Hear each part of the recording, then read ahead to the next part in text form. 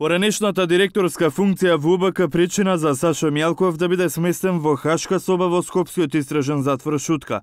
Јавната функција на Мјалков придонесе тој да биде префрлен од притворското одделение Г, каде што беше сместен со неколку мина. Мјалков не е сам во хашката соба, ја дели што уште еден станар на истражниот затвор, дознава 1 ТВ, а за нашата телевизија потврди и директорот на затворот Ѓоко Котевски, но не ни откри од кога поранешниот шеф на тајната полиција е во хашка соба. Сепак префрлувањето на Мјалков во една од 4 хашки соби претрпело прераспределување. Еден веќе бил префрлен во одделенијата со повеќе мина притворени. Во вторникот, кога Мјалков беше приведен, собите кои важат за луксузни во Шутка беа преполни. Во хашка соба е и бизнисменот Јордан Камчев, но не делат иста просторија со Мјалков, бидејќи се поврзани во истрагата на СЈ Империја. Хашките соби се изградени според европските стандарди, имаат попристојни услови од преостанатите келии.